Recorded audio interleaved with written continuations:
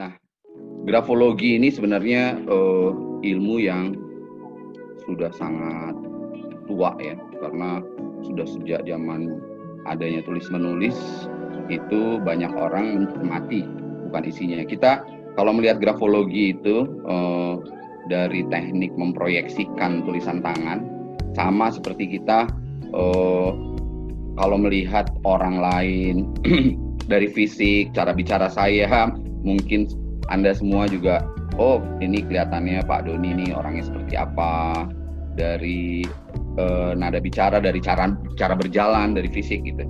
Nah, kita khusus pada hari ini kita akan memperkirakan gitu, memproyeksikan dari tulisan tangan gitu. Kalau tulisan tangannya seperti ini, kira-kira seperti apa ya orangnya gitu. Dan sebenarnya bukan untuk menjudge atau menilai orang, tidak, tetapi bahkan kita dari situ kita mencerminkan, merefleksi ke diri kita. Oh, kalau begitu saya seperti apa ya? Pengetahuan diri ini tentunya akan sangat bermanfaat buat diri pribadi kan, buat emotional intelligence, buat kita pengembangan diri, hal-hal seperti itu. Dan tentunya akurasinya bisa secara, kalau kita lihat dari sejarah panjang grafologi itu bisa 80% bahkan 90% gitu, tergantung dari akurasi melihat ininya apa tanda-tanda yang ditampilkan gitu. Jadi grafologi itu adalah seni yang diharapkan untuk dapat mengetahui melalui karakteristik hurufnya beberapa ciri psikologis dari penulisnya. Ia merupakan teknik proyeksi, walaupun disebutnya grafologi, logi, tetapi lebih kepada arts ya daripada science gitu. Jadi untuk memproyeksi dari tulisan tangan profil kepribadian yang penulisnya itu seperti apa, dan didasarkan pada analisis bentuk, ruang, dan pergerakan tulisan berdasarkan simbolisme ruang grafis secara bawah sadar gitu. Jadi ini merupakan instrumen proyektif ya. Karena ada kaitannya grafologi dengan neurosciences. Tindakan menulis adalah hasil karya otak tertentu di mana kita menggabungkan proses yang berkaitan dengan gerakan, intelektual, emosional gitu kan. Ini semua ada zat-zat kimia di dalam otak kita yang menggerakkan tangan kita dari perasaan, emosi, sehingga sesungguhnya yang menulis itu bukan tangan kita tetapi otak kita. Kalau kita lagi happy, kita mengeluarkan zat dopamin, serotonin gitu kan, endorfin, itu jelas kita lebih bebas menulis, agak terbuka.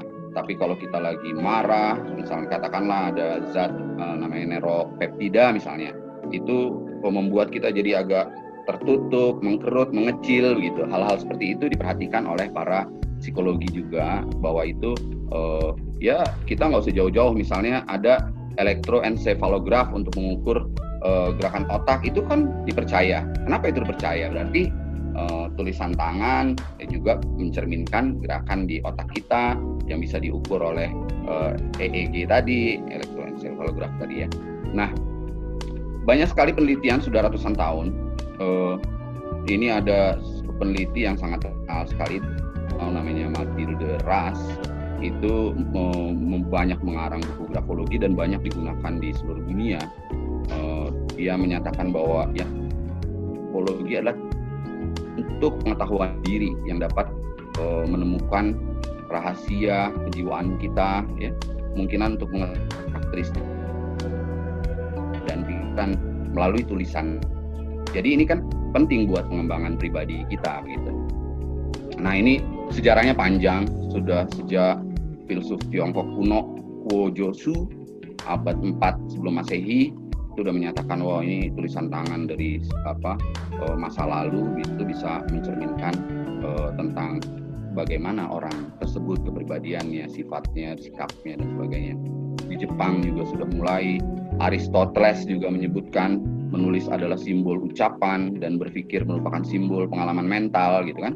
Peradaban Mesir juga ada, Roma juga menggunakan grafologi, ada yang menganggap itu sebuah tulisan itu adalah sakral gitu kan. Jadi hampir semua peradaban di seluruh dunia itu memperhatikan tulisan tangan ini, cermin penulisnya seperti apa ya gitu. Udah lama sekali. Cuma yang secara modern dan quote unquote ilmiah diteliti sekarang, by the way, jurnal-jurnal tentang grafologi itu tentang tulisan tangan, ya jadi dideduktifkan. Kalau zaman dulu kan banyak yang induktif gitu. Itu makin berkembang banyak sekali. Kalau saudara-saudara lihat di katakanlah jurnal-jurnal yang gratisan ya, seperti Academia, Elsevier, itu banyak sekali penulisan tentang pengaruh misalnya grafologi, buktinya tentang slant, baseline, itu sudah banyak terbukti. Memang itu mencerminkan kepribadian dari tulisan tangan gitu. Dulu yang abad pertengahan terutama itu adalah yang pertama kali ada dalam manuskripnya adalah Camillo Baldo. Itu dulu namanya memang bukan grafologi, cuma diterjemahkan lah oleh orang-orang sekarang biar bidangnya mudah dipahami, itu namanya grafologi. Dia yang mendirikan School of Handwriting Analysis katakanlah di Perancis gitu.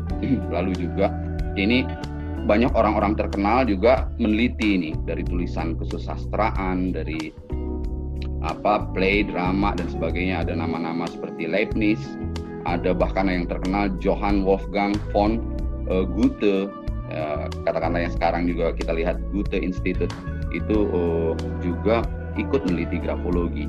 Cuma yang menjadi bapak grafologi modern itu adalah Abbate Jean Hippolyte Michon, orang Prancis ya. Dia yang pertama kali istilah grafologi itu dari dia. Itu juga bahkan sekarang itu dihargain sebagai hari grafologi ya pada tanggal 21 November gitu. Dan yang grafologi modern kalau itu ada itu tadi Michon aliran Prancis. Ada juga ini aliran Jerman, Ludwig Plax. Itu dia filsuf Jerman, jadi menerapkan modern, ilmu pengetahuan modern, psikologi Gestalt di bukunya untuk grafologi. Dan Max Pulver, orang Swiss ya, Swiss dulu masuk bagian daripada Jerman, itu memasukkan psikoanalisis ke dalam grafologi dan mengembangkan dari situ psikoanalisis. Dia buat petanya dalam sebuah grafik seperti simbolisme ruang jadi di situ. Dan di Italia dan Eropa banyak sekali yang masuk. Jadi aliran grafologi itu dari perkembangan sejarahnya, para grafologis menelitinya minimal 2 atau kadang-kadang menyebutnya 3. Ada aliran Prancis yang mengutamakan dia meneliti dari huruf-hurufnya.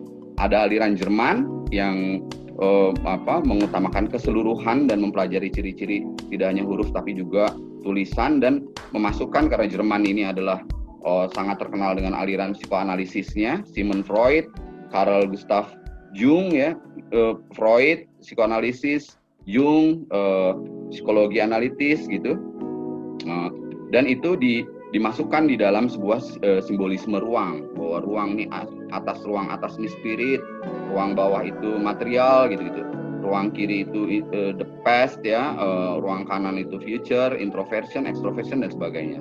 Ada juga aliran emosional yang menyatakan bahwa menulis itu adalah sebuah usaha yang akan kadang-kadang dianggap menyulitkan, sehingga dia ada suatu faktor emosi di situ yang perlu diperhatikan dan dianalisis di situ.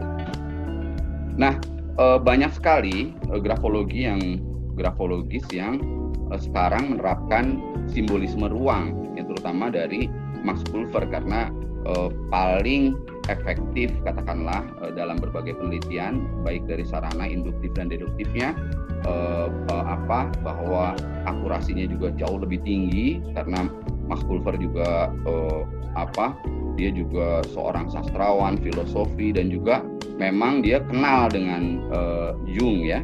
Jung juga yang dimana Jung itu adalah muridnya Freud gitu dari psikologi. Bahwa tulisan-tulisan itu kita punya kecenderungan ke kiri bagaimana, ke kanan bagaimana, ke atas bagaimana, tulisan ke bawah bagaimana, itu menunjukkan asosiasi mental yang merupakan sebuah gerakan campuran sadar dengan bawah sadar. Awal kita nulis mungkin kesadaran kita lebih dominan, tapi setelah dalam perjalanan waktu menjadi bawah sadar kita gitu.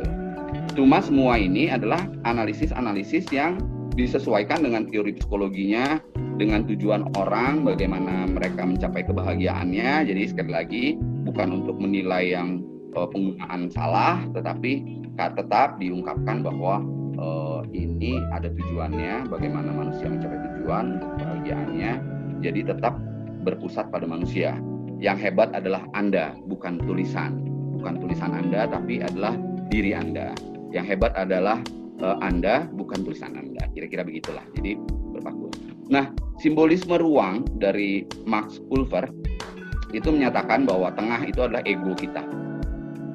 Atas itu menyangkut super ego kita kalau dalam psikologi. Bawah itu adalah tentang hasrat-hasrat, pleasure principle fisik kita yang disebut dengan id ya, menurut psikologi psikoanalisis ya, Freud and Jung.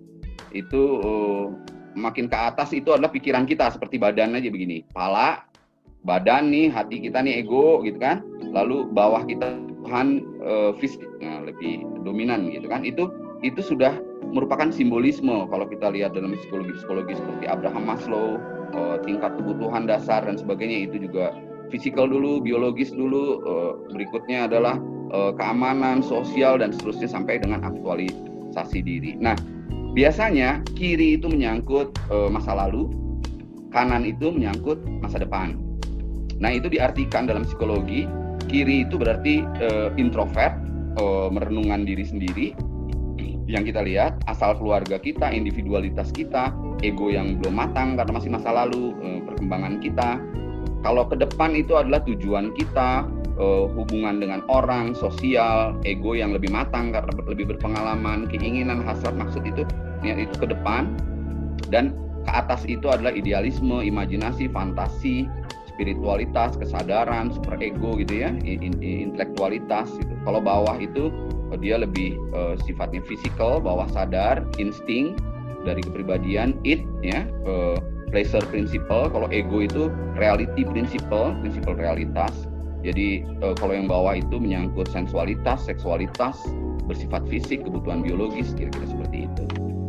And kalau kita sudah menganalisis dari simbolisme ruang itu seperti tadi ini, maka kita bisa melihat nih gerakan tulisan, dia lebih condong ke atas, ke bawah, ke kiri, ke kanan, putaran tulisan, arah tulisan, gitu-gitu.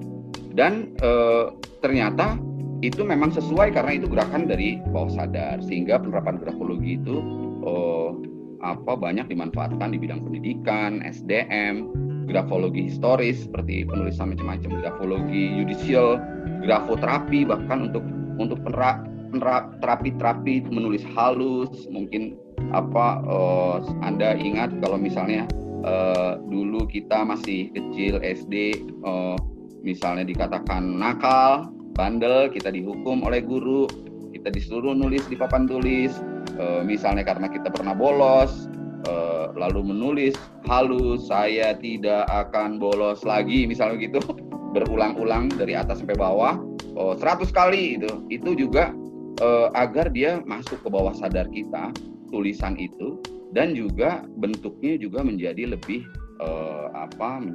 dominan gitu dari bentuk tulisan itu ke bawah sadar itu. Nanti bagaimana tentang dominance, stability, dan keteraturannya, kesesuaiannya dengan hati dan sebagainya, conscience ya, dan juga influentialnya nanti kita akan bahas. Di berbagai literatur tentang atau perkembangan dari grafologi ini dianggap seperti grafologi itu seperti ya fingerprint ya. Handwriting itu unik bagi tiap orang.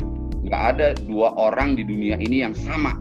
Walaupun tulisannya mirip sekali, coba perhatikan, kalau perlu pakai loop, kaca pembesar, pasti berbeda. Menariknya, sebagian daripada grafologis di dunia ini, mereka tidak memiliki atau bukan seorang psikologi. Jadi tidak memiliki background psikologi, pengetahuan psikologi gitu. Dan banyak dimanfaatkan oleh perusahaan-perusahaan besar dan sebagainya untuk analisis grafologi karena akurasinya cukup tinggi. Tadi saya katakan bahkan ada perusahaan BUMN cukup besar juga menggunakan grafologi untuk menentukan siapa yang akan dikirim untuk mengambil sekolah doktor gitu misalnya. Itu kan satu keputusan yang waktu itu sangat kontroversial sekali. Itu tahun 1999 udah melakukan itu yang tadi saya sebutkan Pak John S. Nimpuno gitu. Jadi biasanya mereka menganalisis itu dari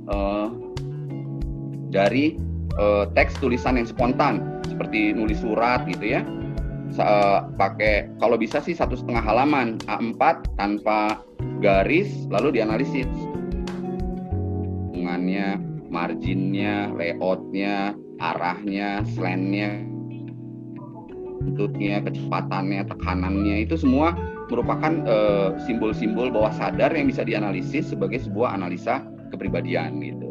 Jadi banyak sekali digunakan untuk pengembangan pribadi, identifikasi, pengembangan profesi, keyakinan pribadi, disiplin, pemahaman tentang perilaku, intelijensia, dan bahkan ke academic performance gitu bagi para pendidik gitu.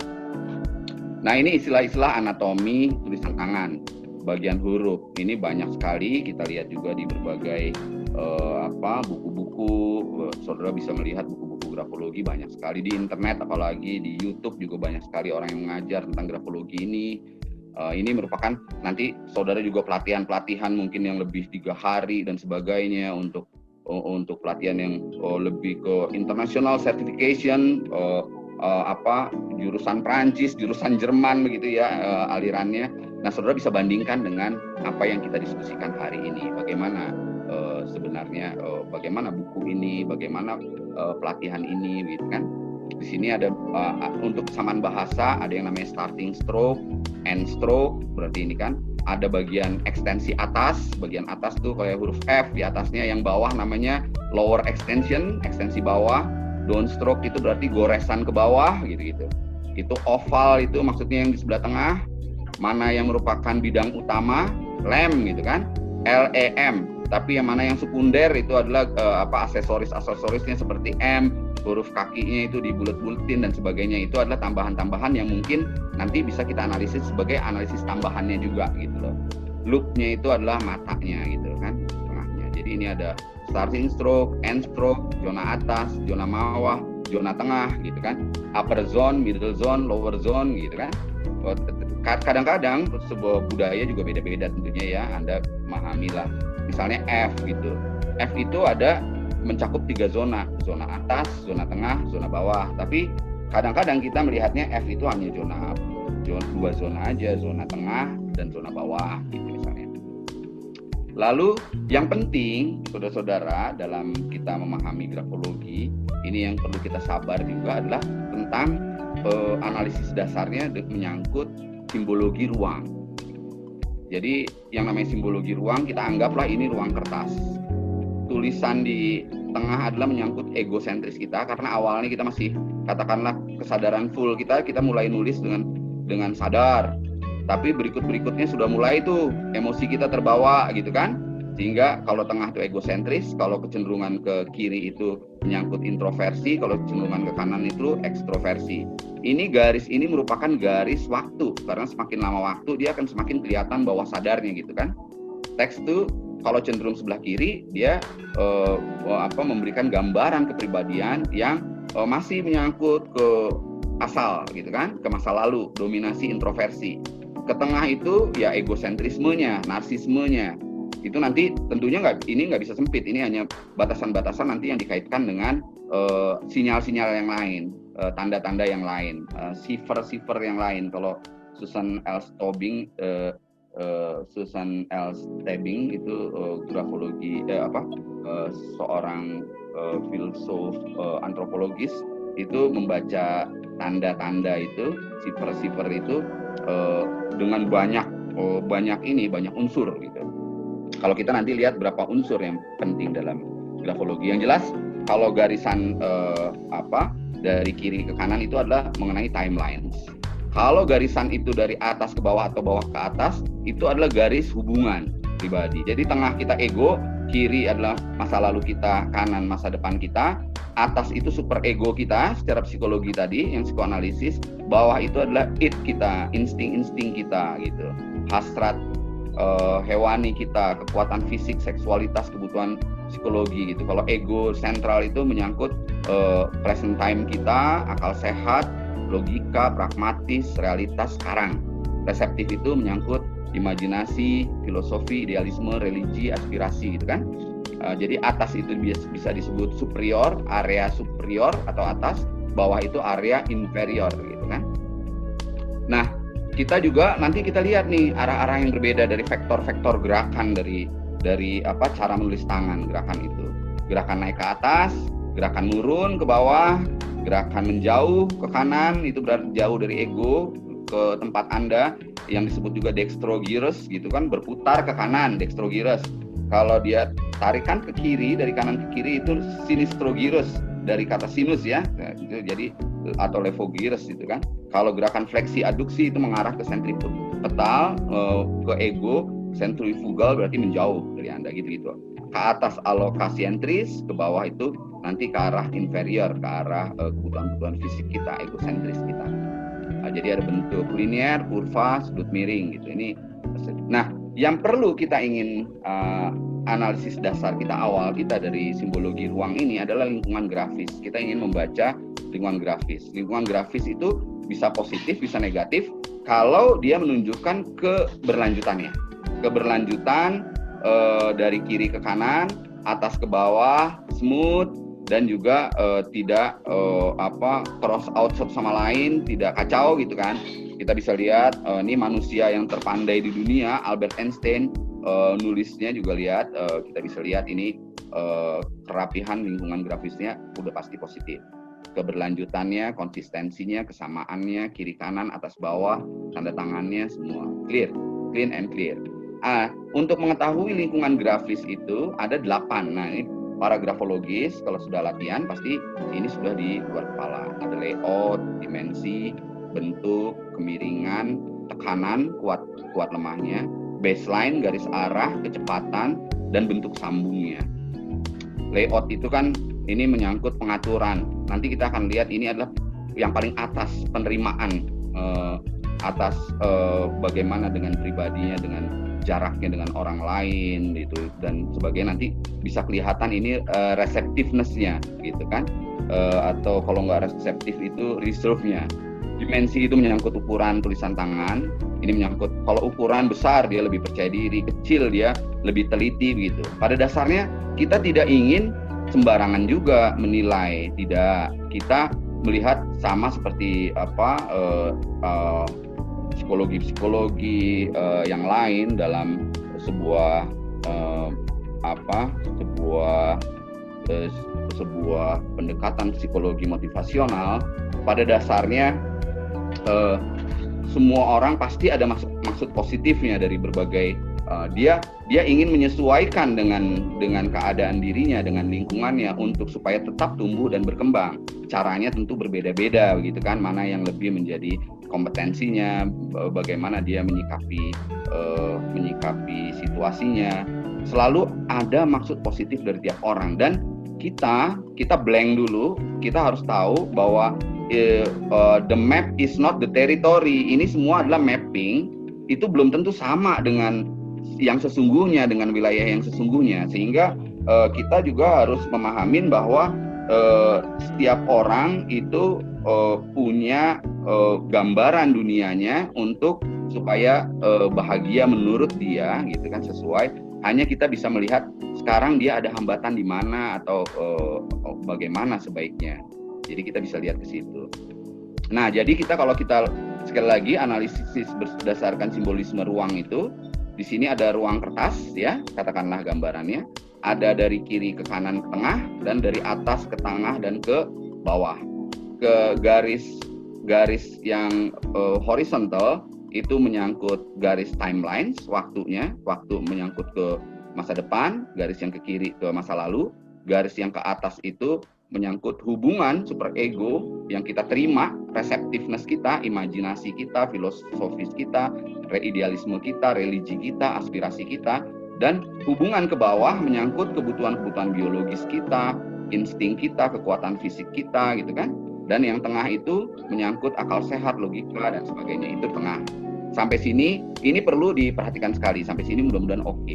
Karena biasanya ini disatukan nanti antara vertikal dan horizontal, sehingga dia menjadi dalam sebuah pribadi egosentris ini menjadi sebuah hubungan dan waktu begitu, untuk dikenali kecenderungan pribadi orang. Inilah dasar daripada simbologi ruang.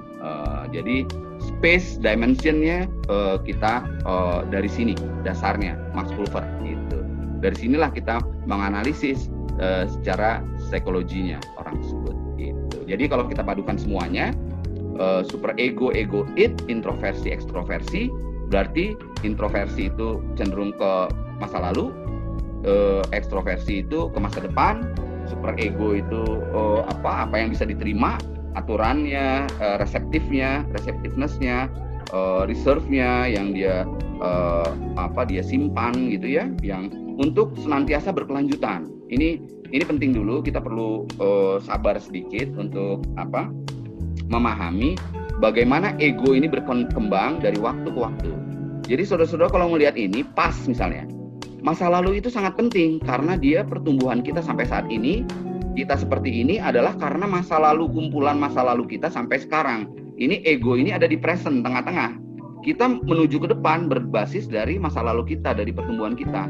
Jadi kalau kita berputar dengan seperti searah jarum jam, ini gambaran ini, maka kita berputar dari searah jarum jam ke masa depan, tetapi masa depan itu nanti akan menjadi masa lalu, gitu kira-kira. Itu mungkin trikinya di situ, tapi mudah dipahamin bahwa hari ini masa depan, nanti sore, besok akan menjadi masa lalu, nanti sore, kan gitu kira-kira. Jadi itulah pertumbuhannya. Nah, di sini kita yang saat ini sekarang antara super ego untuk ekstroversif, reseptif yang menjadi future itu adalah pikiran kita.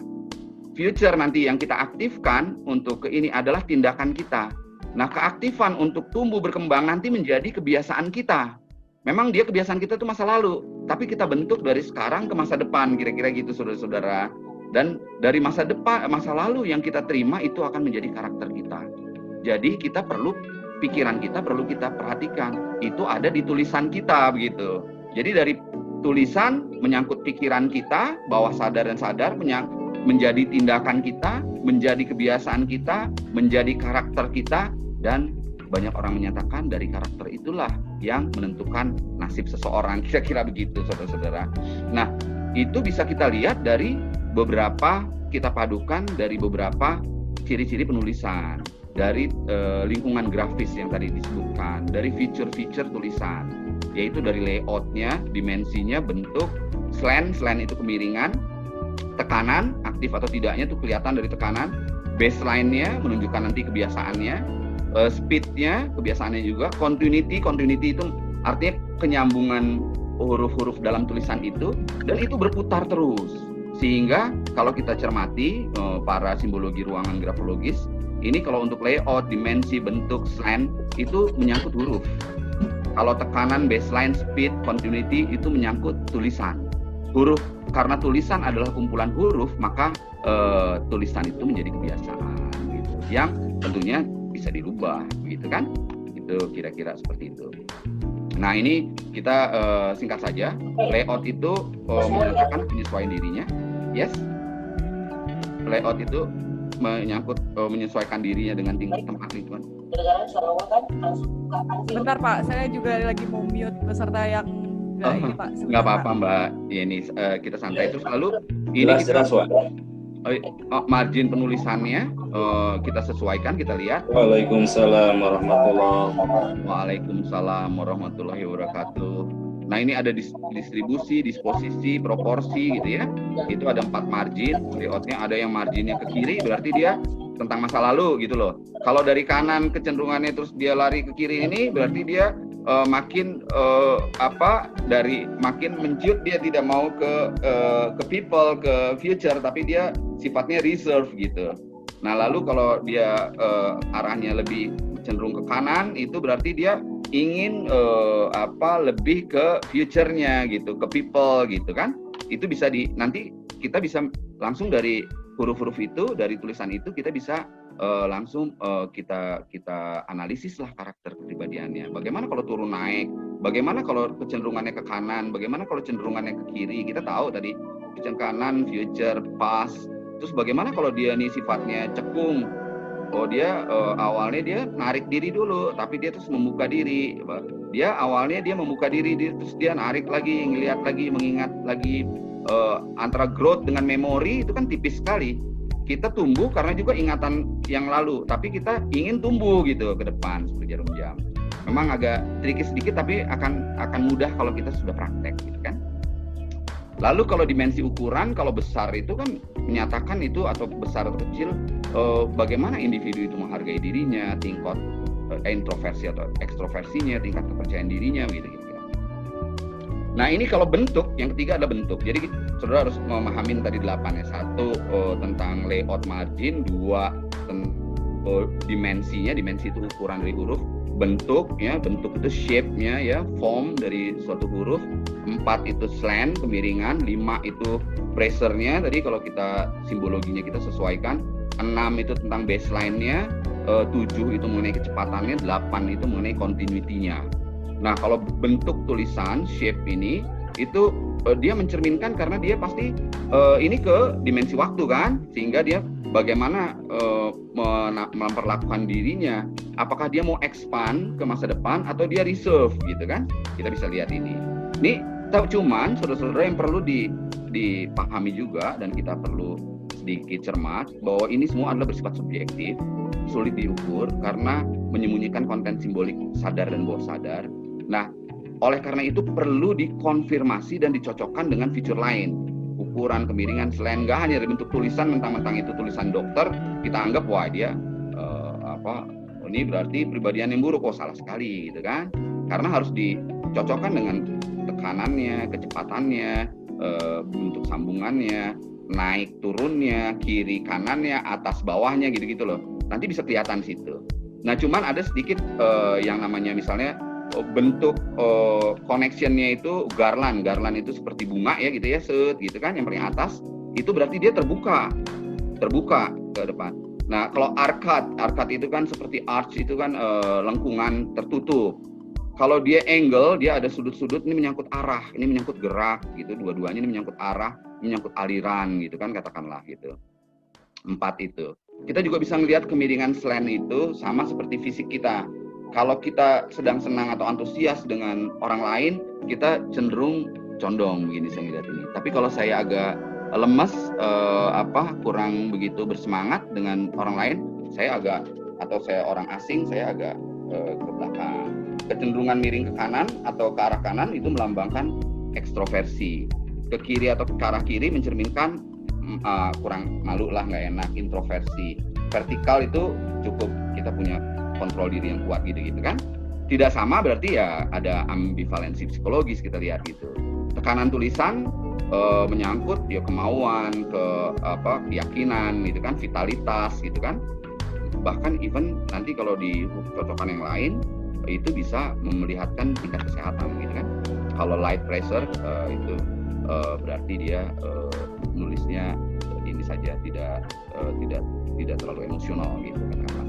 Kalau baseline arah tulisan ke atas itu optimisme, ke bawah itu pesimisme. Artinya kurang lagi lemas atau apa itu kemauan, perubahan suasana hati, stabilitas emosi gitu kan.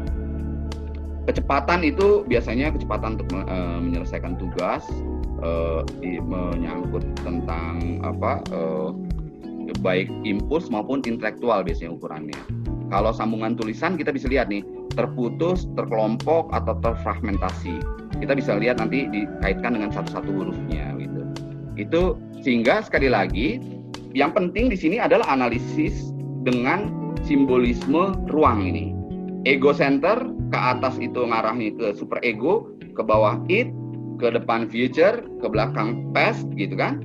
Lalu nah kalau kita future itu pasti kita berkaitan dengan komitmen ke orang lain atau kita menyangkut orang lain. Ke belakang past itu bagaimana tugas kita udah dikerjakan belum dan sebagainya untuk pengembangan kita, sehingga ada bagian-bagian di ruang-ruang ini yang menyangkut super ego untuk ke depan. Aturan-aturan itu menyangkut sumber daya. Masa depan itu kalau kita kaitkan dengan kebutuhan kita itu jadi semangat aktivitas kita. Ini kan kebutuhan fisik, material gitu kan. Nah, kebutuhan-kebutuhan itu nanti hasrat dan motivasi, passion dan sebagainya itu kalau dia growth menjadi kebiasaan, itu menjadi arah kepribadian kita. Arah kepribadian kita di growth itu ke aturan-aturan super ego ke idealisme kita itu menjadi kontinuitas kita ke depan. Sampai sini bisa dipahamin nggak kira-kira? Ini penting sekali. Dengan memahami ini, saudara-saudara, grafologi itu menjadi sederhana. Kita bisa berpikir seperti ini, saudara-saudara. Bahwa segala sesuatunya itu bermula dari divergen ke konvergen. Mula-mula kita high level pikiran kita dulu, tapi nanti menjadi konvergensi, lebih detail per huruf dan sebagainya. Gitu.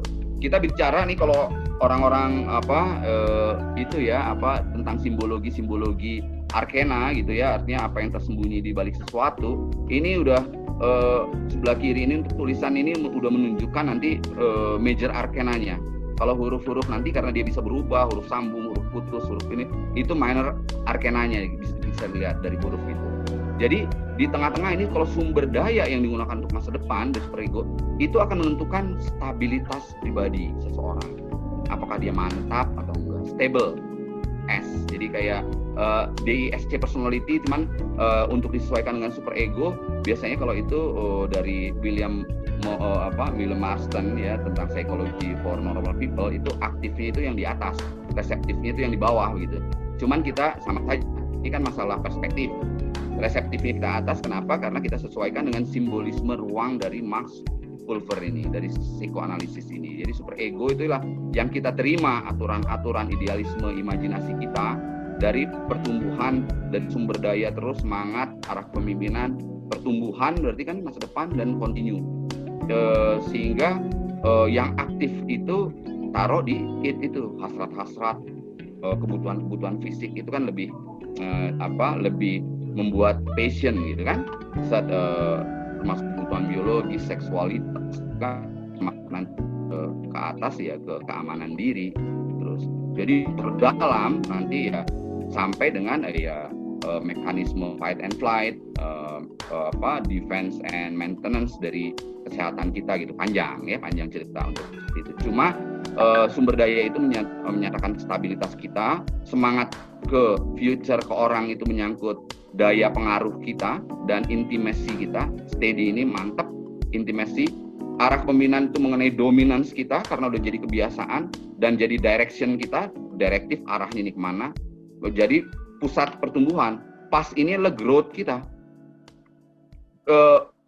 I want to go to the future for my growth, and my growth become my past gitu kira-kira. Nah ini menjadi, kalau kontinuitas ini menjadi compliance conscience gitu. Nah ini bisa berputar searah jaram jam dengan putaran waktu, sehingga kita juga bisa melihat seseorang itu cenderungannya ke stabil, ke influence, ke dominant, atau compliance. Ciri-cirinya apa? Kalau orang yang stabil, dia merasa siap sumber dayanya, dia merasa siap menghadapi future-nya gitu. Orang yang influence nggak terlalu siap pun, nggak banyak ngomong yuk jalan yuk, nggak pakai ngomong siap gitu, dia langsung ikut jalan. Ibaratnya kalau saudara-saudara remaja, mana yang lebih stabil sama yang lebih intimasi atau influence kelihatan sekali. Kalau dia jalan, kalau yang stable ya tentunya dia harus nyiapin sumber dayanya dulu dong, ada ongkosnya dan dulu gitu kan. Kalau yang influence, even ya masa remaja, ibaratnya cuman ada di kantong uang pas-pasan, cuman ada rokok, tapi ada ongkos buat Metro Mini, ya jalan langsung. Nah, dia tuh sifatnya influence. Kalau dominance, orangnya harus menghasilkan. Yang penting tuh dapat emosinya, thinkingnya. Dan kalau di dalam psikologi yang lain, compliance itu sesuai dengan aturan, hati nurani gitu ya. Kalau di dalam ininya Jung yang terus dengan Myers-Briggs type of indicator, maka lebih ke stable ini lebih ke apakah pilihan-pilihan itu ke intuitif orang itu atau ke sensing, dia lebih ke indranya lebih stabil. Atau kalau influence itu apakah orang tersebut lebih introvert atau extrovert. Kalau dominance itu apakah orang tersebut lebih didominasi thinking atau feeling. Kalau compliance itu apakah orang tersebut judging atau dia perceiving. Kalau orang yang punya aturan banyak, rencana banyak, itu biasanya dia judge. Saya agendanya jam segini apa, hari ini apa. Tapi kalau misalnya dia ala sejalan mengalir saja, dia perceiving, dia lebih ke pemahaman atas situasi saat ini, tidak terlalu banyak dengan ikatan-ikatan komitmen misalnya gitu. Nah, dengan demikian kita bisa memahami ini orang yang terlalu ke atas, berarti dia lebih tinggi reseptifnya. Hubungan, ingat tadi garis hubungan, dia lebih ingin mendekatin ke orang lain. Secara pribadi, secara garis hubungan, bukan secara garis waktu. Ini lebih menjaga jarak, lebih menjaga jarak. Kanan juga begitu. Kanan seperti apa nih? Kalau dia lebih ini, berarti dia pengen ke people, lebih ke extraversion. Ke kiri dia lebih, kalau ke kiri ini berarti lebih ke introversion gitu. Kalau tanpa margin, ya dia butuh egonya itu, kebutuhan akan keunggulan dan sebagainya. Tapi banyak sekali nanti kita lihat, nggak bisa kita main judge.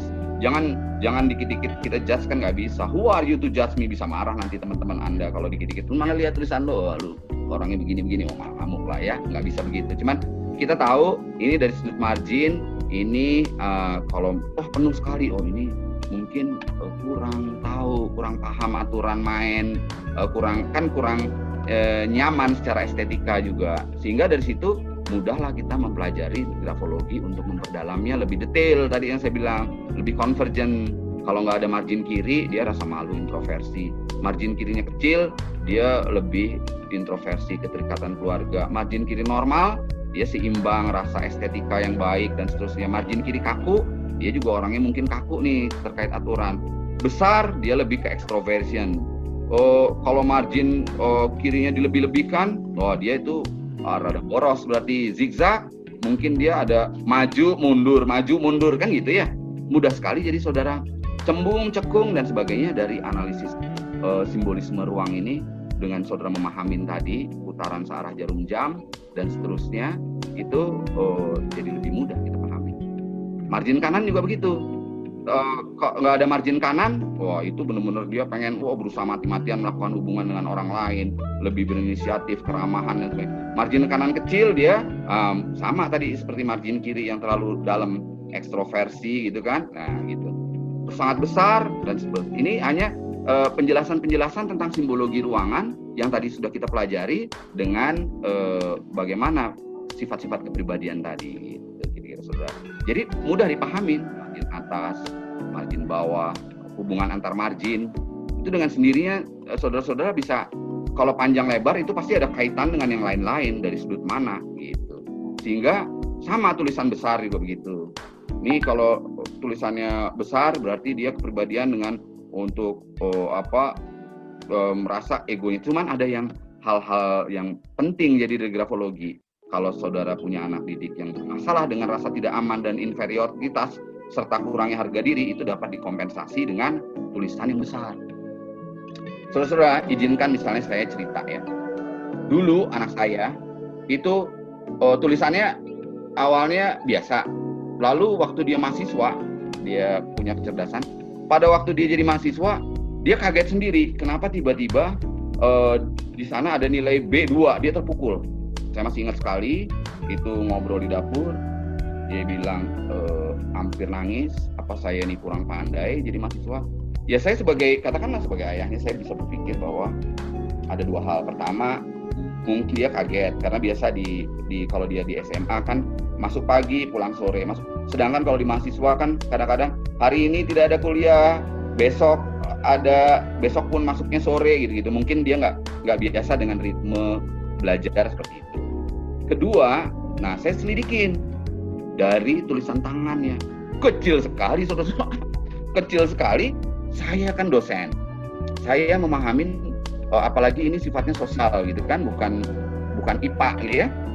Saya memahamin kalau tulisan terlalu kecil tuh benar-benar kadang-kadang kalau dosennya sudah namanya manusia biasa, dosennya sudah capek, kepayahan, kadang-kadang udah kasih B aja gitu kan, dia pikir B juga udah bagus. Padahal mungkin ada orang yang dikasih B mungkin ya ngamuk-ngamuk gitu. Sehingga saya minta anak saya waktu itu, coba kamu robah dulu tulisan, hanya merubah tulisan dari kecil ke besar, dari kecil ke lumayan besar. Coba, emang dia awalnya ngeluh, nggak enak amat ayah, jadi lambat dan sebagainya begitu mungkin. Tetapi hasilnya sejak saat itu sampai terakhir dia kuliah, nilainya nggak ada yang B. Semua ini sekedar cerita ya. saudara-saudara untuk menggambarkan bahwa itu kalau tulisan itu ya mempengaruhi gitu kan. Nah ini jadi kalau tulisan menengah itu ya punya keseimbangan emosional, tetapi saudara juga jangan salah, makanya kita harus banyak melihat perspektif. Tulisan yang kecil itu memang kurang keakuannya itu kurang besar, cuman ditengarai bahwa yang namanya apalagi yang paling kecil itu ada kecenderungan besar untuk observasi dan perhatian terhadap detail gitu. Jadi semua ini ada plus minusnya. Makanya saya katakan sekali lagi, ini bukan menjudgment, ini harus hati-hati. Yang bagus, yang hebat bukanlah tulisan saudara, tetapi yang hebat adalah saudara. Yang hebat adalah Anda, bukan tulisan Anda, begitu loh. Itu semua orang pasti punya cara. Kita harus menghargai dunia masing-masing orang. Setiap orang punya maksud positif dari kehidupannya untuk mencapai tujuannya, kan begitu. Sehingga kita harus menghargai dunianya. Nah, kita bisa melihat tulisannya tinggi, dia egonya naik nih ke super ego. Rendah berarti dia berpusat pada ego center gitu loh.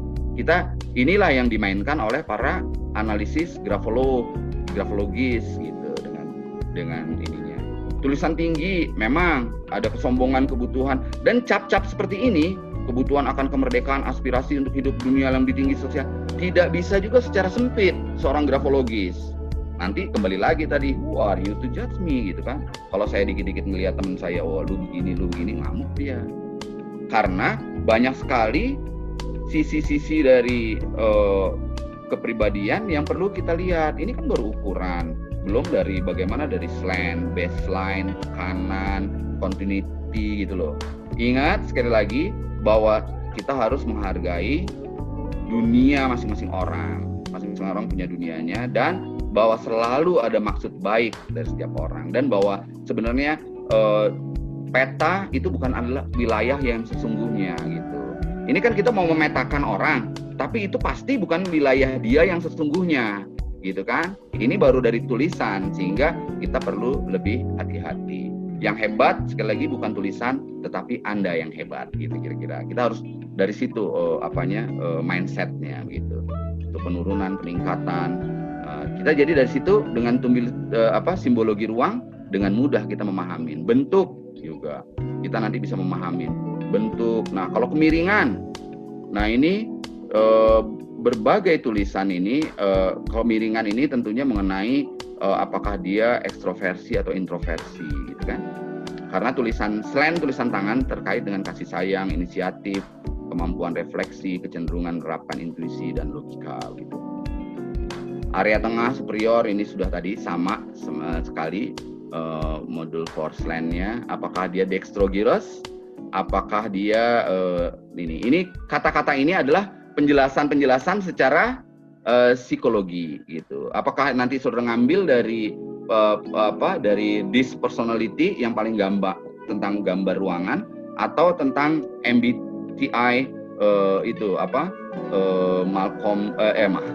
Myers-Briggs type of indicators gitu. Ada banyak juga itu penjelasan seperti itu, tinggal baca. Kalau untuk psikologi banyak sekali buku-buku seperti dari Gramedia nih, kelihatan nggak? Ini dari Kisberten, nggak kelihatan. Oh, saya soalnya pakai itu apa? Pak, agak ke tengah. Tadi begitu di tengah agak kelihatan, Pak. Tadi ke pinggir nggak kelihatan. Nah, ini. Nah, ini Kisberten, Sigmund Freud di Gramedia masih dijual, gitu kan? Ya. Itu jelas sekali tentang psikoanalisis. Nggak terlalu nggak sampai seminggu habis lah ini gitu loh. Itu untuk bagaimana memahami ego kita, hasrat-hasrat kita, dan juga idealisme kita gitu ya. Nah itu jadi kita bisa tahu nanti. Sedangkan jadi kan ada dua nih dari grafologi.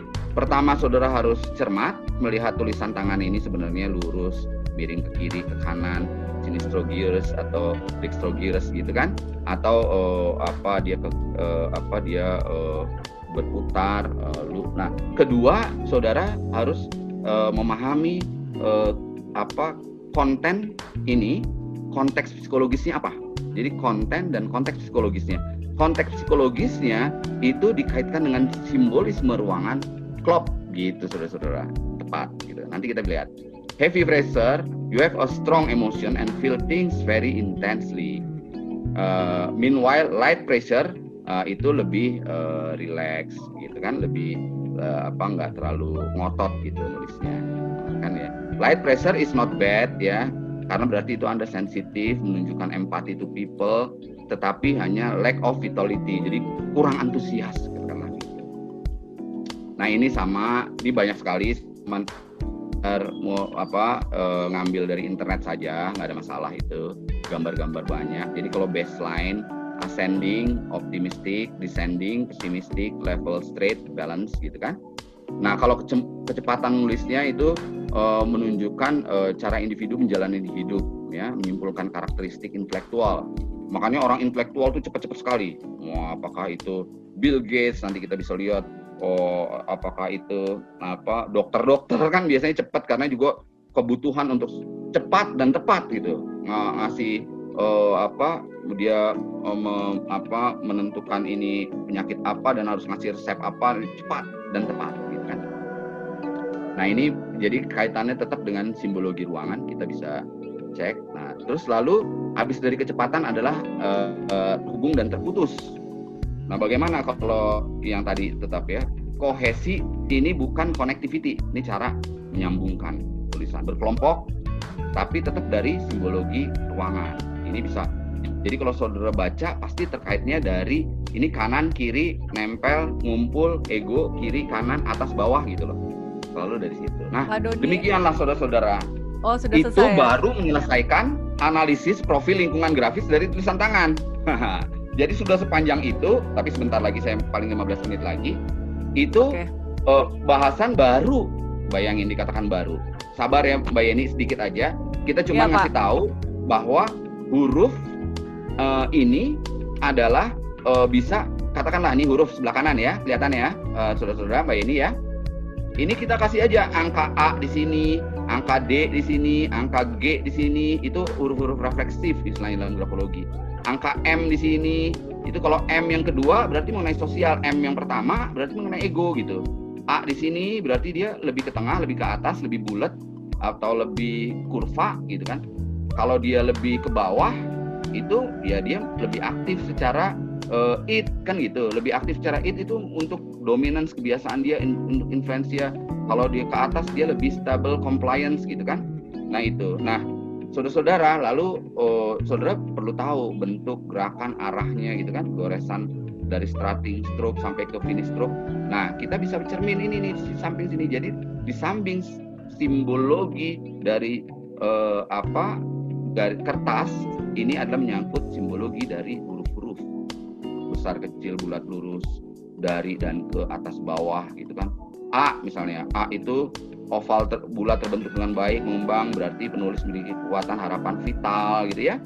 Huruf A berkontribusi ini menunjukkan huruf kejujuran, karena kalau secara simbologi dia harus benar-benar kebuka dari aspek conscience ke dominance ke intimacy ke people gitu.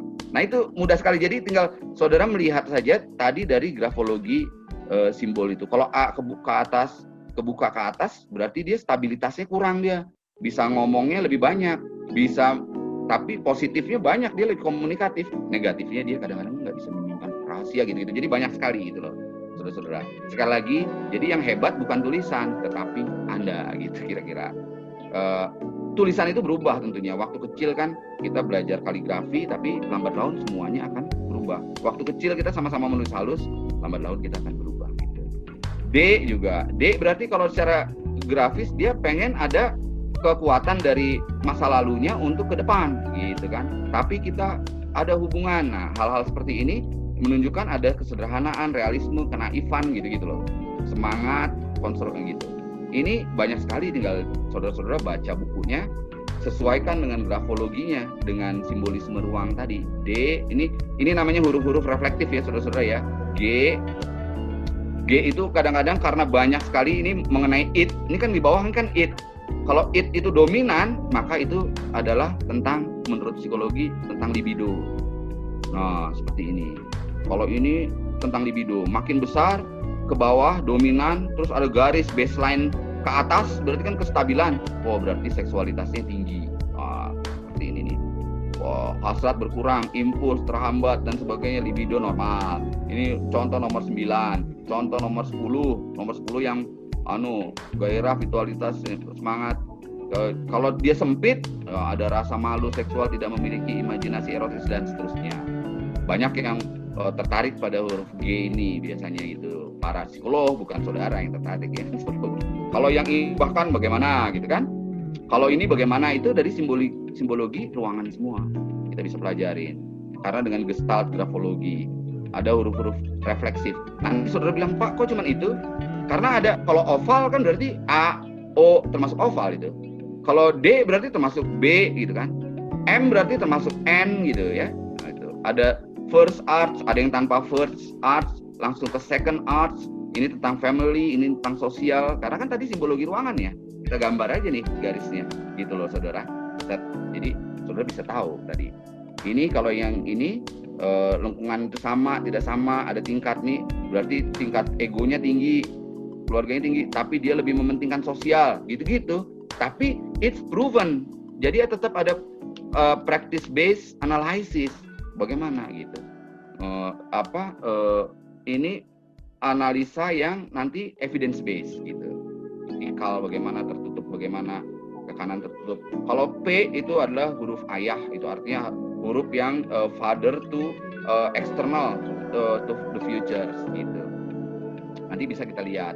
Dia mulai dari hubungan tapi garis waktunya ke kanan gitu. Nah, ini karena kita langsung saja waktunya juga ini sekedar ngasih tahu saudara tentang, ada bahkan untuk ke fisiknya, ada ke tes Baraninya segala. Untuk huruf I, kecerman tanpa titik berarti titik di kanan berarti beda dotting I-nya nih ya gitu. Itu sama aja, tetap aja sama dengan psikologi tadi, simbolisme ruang. Jadi itu kita tekankannya. Saudara-saudara, lampiran selesai, tinggal kita tanda tangan. Tetap lagi tanda tangan juga seperti ini. Apakah tanda tangan itu tertutup atau terbuka dari kiri ke kanan gitu kan? Kita bisa lihat sini. Nah, ini tertutup. Dominasi apa lebih bersudut, apa lebih seperti ini gitu kan? Itu bisa dari simbologi ruangan. Apakah langsung berkeruk-keruk ini complicated ya, atau tumpang tindih, itu blackening, overlapping gitu. Nah, itu bisa kita lihat di sini. Nah, ini kira-kira tanda tangan juga yang lebih jelas bisa kita lihat. Nah, tanda tangan selesai. Jadi dimensi ruang, sekali lagi saudara-saudara, ini menggambarkan ini huruf, ini tulisan. Kita lihat nih, kasih aja angka A di sini, B di sini. Oleh karena itu grafoterapi itu perlulah untuk kita stabil influence. Terus jangan salah paham, sekali lagi, no judgment di sini. Dan pengertian bahwa semua orang punya stabil influence, dominan, compliance itu dibutuhkan oleh tiap orang. Keempat-empatnya gitu. Cuman ada kecenderungan-kecenderungan karena situasi dan kondisi. Tiap saat kita lebih kecenderungannya ke dominance, atau kecenderungannya ke compliance, ke stability, atau ke influence gitu. Nah, ini contoh-contoh kalau saudara lihat. Misalnya, ini gubernur Jawa Timur. Nah, ini dia agak turun nih, lemes nih dia. Mungkin karena banyak masalah kesehatan di sana, COVID-19, tentang COVID-19. Ini begini, ini kalau orang nyari kerja begini. Tapi kita lihat mana yang lebih semangat. Pak Susilo SBY, betapa bagusnya tulisannya, terhubung semua, jelas, clear. Garis kirinya lebih ini ke kanannya lebih penuh. Orang yang berorientasi ke masa depan, ke future, ke keluarga, ke orang lain. Nih, ini presiden juga begitu, cuman dia kurang simetris kanannya, tetapi nah itu memang diiniin. Kita juga bisa melihat ini hurufnya lebih nyambung dibandingkan ini lebih bersanding dan cuman kelihatan dia lebih mengarah. Jadi ini lebih galak ini sebelah kiri dibandingkan yang udah kelihatan gitu. Nah, ini paling galak, paling kanan bawah, kelihatan sekali. Tapi ada kecenderungan dia ke atas, semangat gitu kan. Kalau semangatnya baseline-nya itu semangat gitu kan. Ini juga galak nih sebelah kiri karena dia banyak sudut ya. Nah, ini juga semangat kan gitu kan. Nah, kalau ini dia lebih continuous form-nya lebih tinggi. Orang-orang besar ini, Ratu Elizabeth. Ke bawahnya juga tinggi, Jadi dia sangat aktif gitu kan. Ini juga kata nulisnya juga kelihatan dua-duanya cepat, berarti intelektualitasnya tinggi gitu kan. Nah ini apa lagi? Kalau Barack Obama itu lebih lebih bulat ya. Trump, waduh ini kan sudut berarti dia keras nih, banyak marahnya. Ini lebih kecepatan lebih tinggi. Orang pandai sekali, Bill Gates yang founder di Microsoft, itu kecepatan berpikirnya luar biasa, kelihatan paling kiri nih. Hitler senangnya dia langsung ke bawah, sudut ke bawah lagi kan. Nah cuman saudara-saudara, kalau kita melihat ada kecenderungan Obama maupun Trump itu ke atas ya. Nanti kita bisa lihat, tadi saya karena takut waktu ya, teman, kalau Bill Gates ini kan tanda tangannya agak turun terakhir ke bawah. Ini ada tanda nih turun terakhir ke bawah, itu sikap reflektif. Apalagi reflektifnya terus dia agak dibunderin gitu. Nanti saudara bisa baca di mana-mana. Lalu kita lihat nih, kalau misalnya para artis, Ariana Grande, ini siapa ini? Lupa. Oh, Kim Kardashian nih ya, misalnya. Siapa Kardashian itu ya? Nah, ada Ronaldo, itu cirinya sama dia, ke kanan atas. Oh, mencerminkan optimism gitu loh. Besar dia, berarti dia percaya diri tinggi gitu. Nah, ini ada anak-anak sekarang kan biasanya begini. Gitu kan, macam-macam kita bisa lihat. Nah, kalau kita bisa ada resilience dalam menulis, kita untuk resilience itu adalah ketahanan, ketangguhan, itu perlu tentunya dalam hidup. Untuk mudah itu ada harga diri, kepercayaan, introspeksi, kemerdekaan, kemampuan untuk berhubungan orang lain, inisiatif, keuletan, humor, creativity, gitu, fleksibel dalam perubahan, etika. Karena nanti yang penting adalah menurut Edith Grothberg itu mengembangkan model deskriptif berdasarkan ketangguhan, keuletan seseorang itu.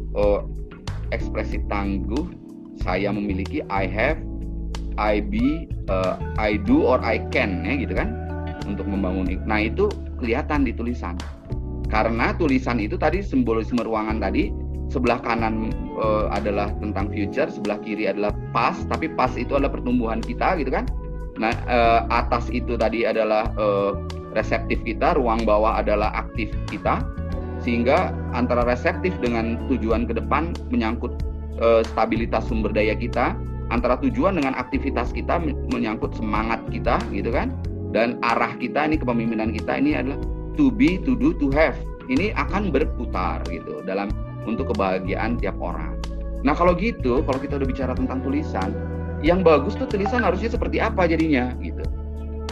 Tulisan yang bagus dia berkembang. Bentuknya tuh bisa aja campuran antara lengkung dan shape ya, dengan lengkung dengan garis itu dia seimbang, lancar, progresif, spontan, dinamis, harmonis, extended, bisa ke kanan perluas, agak sedikit miring karena udah pasti itu udah artinya menunjukkan semangat, ekstroversi gitu kan. Tekanannya mantap, kepercayaan diri, continuity-nya memang harus dikelompokkan atau dihubungkan. Nggak bisa dia terpisah jauh-jauh gitu. Itu nanti kita kurang cepat berpikirnya gitu. Arahnya juga harus agak naik. Baru kita, tapi sebelum masuk ke grafoterapi karena waktunya sudah habis, kita langsung latihan saja. Nah, nih kalau begini nih, kira-kira latihan nih, kira-kira huruf ini menunjukkan orangnya seperti apa nih? Nah, kira-kira ke kanan ekstroversi, kan gitu kan? Ya, Pak. Coba ekstrovert ya. Ini layout ya. Ekstrovert. Dari ukuran dia ukurannya sedang ya Pak, sedang, percaya diri ya. Ya, percaya diri. Ini padahal masih SMP nih anak nih. Oke. Terus coba bentuknya dia bukan bulat nih. Bentuknya bulat. Imajinatif. Ya, kalau dia nggak bulat, berarti dia garis. Oh, dia memanjang ya Pak? Manjang ya. Imajinatif. Ini major arkananya dulu kita baca. Nanti kita teliti lagi ke minornya gitu kan? Ya. Ya, ke refleksifnya. Terus kalau dari sudut kemiringan, slant-nya dia tegak ya, lurus tegak, ya. Pak. Cuman ada beberapa yang menyangkut pastime-nya dia ya dikit ya. Nih Betul, di bagian ya Pak. W kan agak ke sini, agak ke W-nya selain agak reseptif. ke kanan ya. Kiri, H kiri. Oh Y, ya, ke kiri. Nah, makanya W-nya kalau orang kiri. grafologi itu pakai kaca pembesar sekalian nih. K, kan gitu ya. Oh betul Pak, ke kiri Pak, betul. Kiri. Jadi dia tetap dia dari masa lalunya juga. Gak ada yang salah, semua ada cenderungan masa depan, masa lalu. Tinggal kita sih dari ini ya. Kalau dari sudut kecepatan dia not so fast ya, not so Stabil fast. ya Pak. Stabil, not so fast. Nah, kalau ini gimana? Kalau ini Dia kirinya cenderung kenapa Pak? Gimana Pak? Kirinya agak ke kanan. Ya, agak ke Jadi kanan. dia pengen masih pengen ke depan lah gitu ya. Dia Ya. mikir hubungan ke orang. Dia yang jelas dia atasnya lebih sempit dibandingkan bawahnya. Berarti dia ini kan tadi ini garis hubungan. Ingat, ini garis hubungan, maka dia lebih pengen dekat dengan yang dia tulis di surat ini. Oke? Ya. Ke kanan berarti dia cenderung ke kanan terus kan? Berarti dia cenderung ekstroversi kan? Ukuran lumayan, baseline gitu. Major arkananya juga kelihatan kan? Rapi, oke. Terus baseline optimis dia. Optimis ya, optimis. Nah, kan? Oke. Nah, cuman kalau kita kan ada PR nih, kalau kita grafologis, tipenya dia tipe apa nih? DISC-nya. Nah, kalau kita ngelihat dominasinya, tapi nanti dikaitkan lagi dengan huruf-huruf refleksif, D-nya dia dominan, R-nya dia reseptif, ininya atasnya, berarti compliance juga. Stability-nya cukuplah, hurufnya nggak kecil-kecil amat, Ya. tapi lebih ke orang stabil, dan karena dia kecenderungan ke kanan, udah otomatis influence kan? Ya betul. Influence kan, influencer kan ini, ya. Berarti influence dan ke atas. Jadi I dan C. Gitu. Ya. Ini sekarang apa nih? Ke kanan. Dia ke kanan, tapi ada cenderung ke kiri lagi Pak. Tapi dia kecenderungan kanan lebih besar daripada kiri, ya. Daripada kiri kan itu. Dan kecenderungan bawah kan berarti aktif kan, dibandingkan atas. Berarti dia orangnya lebih aktif kan itu. Hurufnya tidak tinggi dia, huruf bulat. Ini nggak bisa cepat, cuman ini karena waktu, paling tidak saudara tahu untuk simbolisme ruang kan. Nanti, nah ini gimana? Pak, apa nanti kita buka diskusi juga sama peserta supaya misalnya peserta. Ini gimana? Ini gimana? Kira-kira aja. Cekung, cembung, gimana saudara mau mengartikannya itu? Ini gimana tulisan ini? Kalau tadi dia tulisan SMP, ini tulisan dia udah mahasiswa. Lebih ke atas sekarang, lebih dominan. Lebih dominan ke atas itu ya Pak ya. Ya. Dan emang dia secara tes psikologi dia berarti masuk dalam level C dan D. D ya. Kan C kan ke kiri dia semua, C kiri atas. Tapi dominan dia gitu. C dan D. Saya D dan S. Ini kira-kira gimana nih? Nggak apa-apa, santai aja sambil lihat dulu. Nanti kita diskusi. Ya. Nah, nih.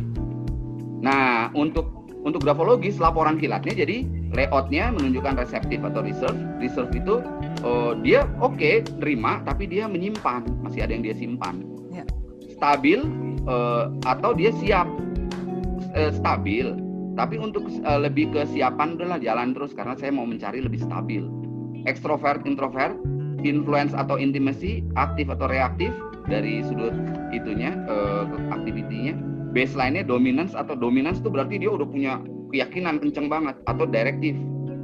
Speed-nya itu growth atau memory, mikirin past time-nya.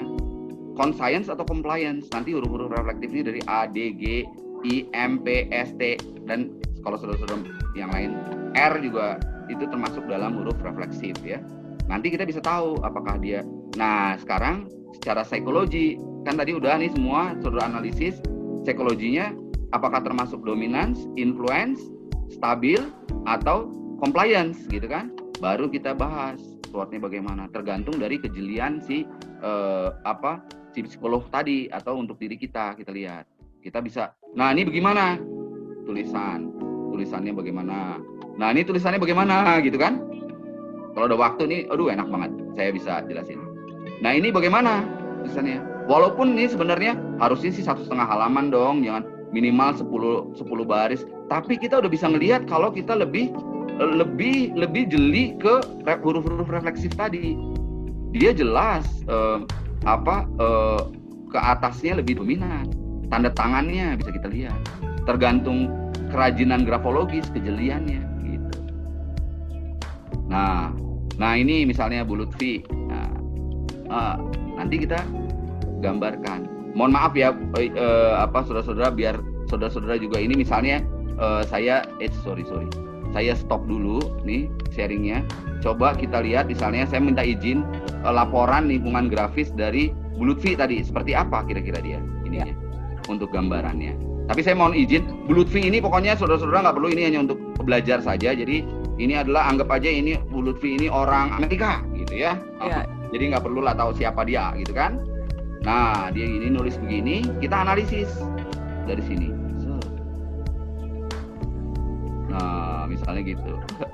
Nah bagaimana bentuk analisis kita? Kelihatan ya lingkungan grafisnya? Kelihatan Pak. Kelihatan ya? Kelihatan. Lingkungan grafisnya, layout, superior ini, inferior, margin kiri kecil, ada introversi. Kesimpulan dia kita bisa bacakan. Reseptif, ingin dekat, bersosialisasi, tapi hati-hati. Karena kan ini gitu kan. Hampir nggak ada margin kanan gitu kan. Kesimpulannya dia juga orang stabil. Ovalnya. Nah, terus ini reserve. Nah, ini misalnya nih. Tapi kita harus cermat, ini sebenarnya huruf rendah tinggi. Jadi hati-hati seorang grafologis, jangan orang itu sedang menangis, saudara tafsirkan, oh dia sedang tertawa, ya kan bingung. Atau Ibu Yeni sedang tertawa, saya tafsirkan, wah dia sedang menangis, nanti Mbak Yeni makin keras ketawanya, kan jadi gitu. Jadi harus hati-hati dikaitkan dengan huruf-huruf yang lain atau dengan tanda-tanda yang lain. Gitu. Ya. Nah, ini laporan satu-satu, kita speed kayak ini ya misalnya. Hati-hati kalau kita misalnya nih, kita ngelihatnya slide-nya Bu Lutfi lurus aja huruf-hurufnya. Tapi jika dilihat lebih jeli, kelurusan huruf-hurufnya tersebut diseimbangkan antar kemiringan kiri, terus dia ke kanan gitu loh. Jadi dia benar-benar ngelihat sesuatu dari kacamata masa lalu dia dulu, ingatan dia dulu, baru dia masuk, baru dia mau maju gitu. Nah hal-hal seperti itu nanti barulah kita bisa memahamin secara 8 figur grafis tadi, dan kesimpulannya dia seperti apa, general umum personality-nya dia, berarti dia adalah conscience, intimacy. Dia stabil, percaya diri, hati-hati, sesuai aturan dan nurani. Conscience kan, conscience ya, compliance. Juga keterikatan pada memori masalah.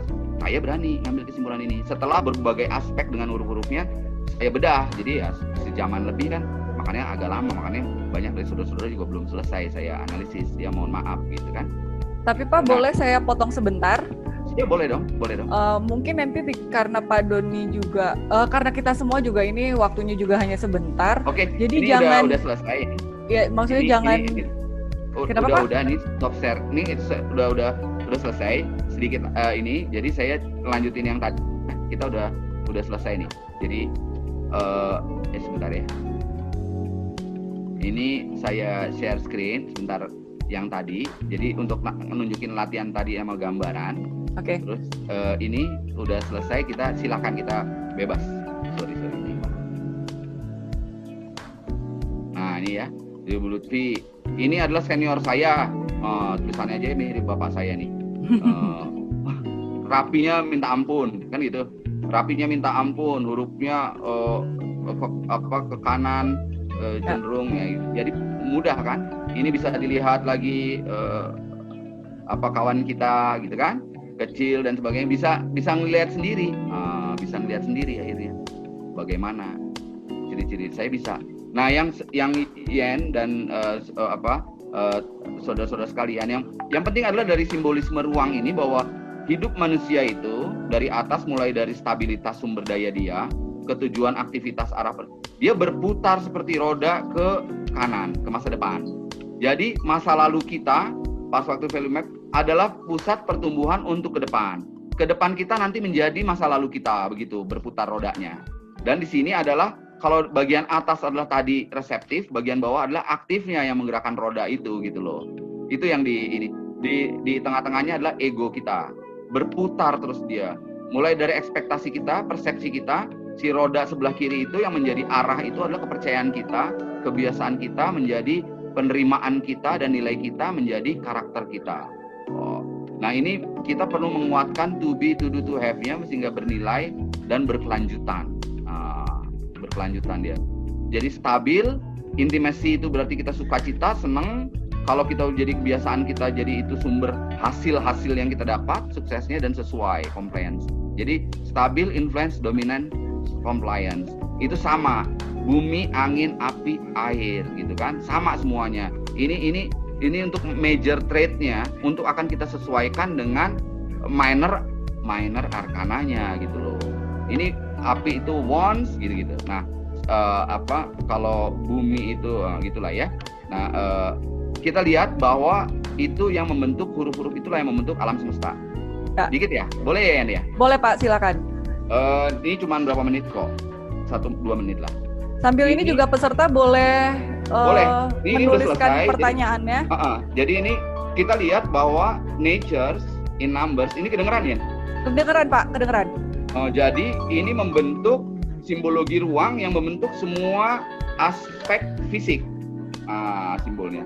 Dari angka 1 tambah 1 jadi 2, tambah berikutnya 3 tambah 2, 5 tambah 3, 8, dan seterusnya. Huruf-huruf itu ditambah dengan sebelumnya. Ini adalah suatu hubungan dari sebuah sebelumnya, dari masa lalu. Jadi antara garis waktu dengan garis hubungan, itu dia membentuk sebuah dunia, membentuk sebuah bentuk gitu loh. Nah, bentuk itulah yang kalau dalam grafologi ada di tulisan gitu, tulisan orang yang merupakan gabungan kesadaran dan bawah sadarnya gitu. Nah, ini dia berputar sesuai simbologi ruangan yang saya tuliskan, gambarkan di sebelah kiri atas ini, berputar sesuai roda ke kanan gitu kan. Kalau dari perspektif juga ke kiri, berarti dia bersifat untuk lebih ke activity to people from the past gitu ya. Ini bentuk-bentuk ini semuanya mencerminkan dari hubungan dan waktu yang terjadi dengan ada suatu sinergi dari suatu hubungan. Semua kita. Dan inilah yang membentuk V-nya itu 1,6, yaitu angka sekarang dibagi angka sebelumnya 1,6.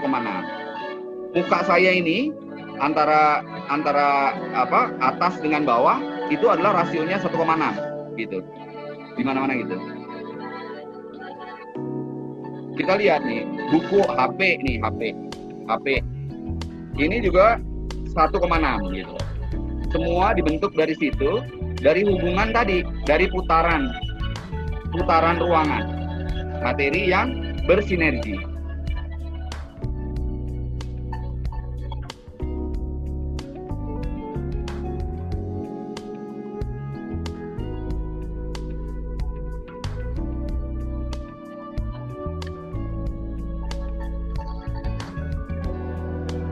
Itulah menjadi bentuk dari semua hal gitu. Penambahan dari stabilitas, intimasi masing-masing orang, bentuknya dia mengarah menjadi keberlanjutan, keberlangsungan.